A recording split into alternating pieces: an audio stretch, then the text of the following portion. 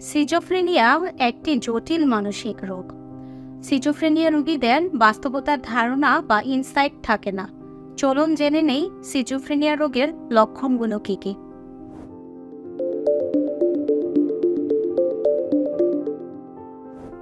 ব্যক্তির মধ্যে এক ধরনের ভ্রান্ত বিশ্বাস বা ডিলিউশন সৃষ্টি হয়, যার পক্ষে কোনো যুক্তি নেই, প্রমাণ নেই। এই বিশ্বাসগুলো ব্যক্তির মধ্যে খুব দৃঢ়ভাবে থাকে।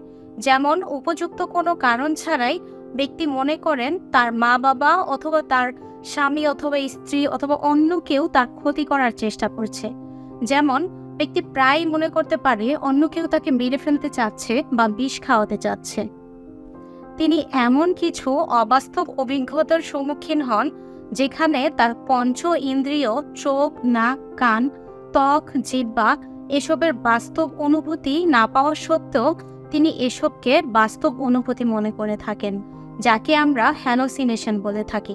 তার মধ্যে এই অনুভূতিগুলো এত তীব্র হয় যে তার অবাস্তব কল্পনাগুলোকেও তার বাস্তব মনে হতে থাকে।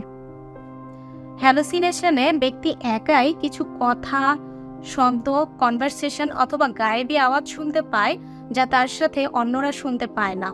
অনেক সময় ব্যক্তি এই কথাগুলোকে দৃশ্য বা কল্পনা আকারে দেখে। কোনো রকম বাস্তব অভিজ্ঞতা ছাড়াই সে মনে করে অন্যরা তাকে স্পর্শ করছে।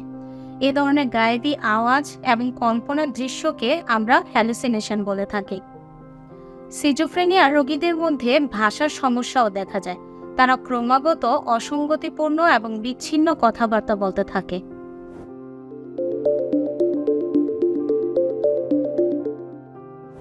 চলুন জেনে নেই সিজোফ্রেনিয়া হলে করণীয় কী কী।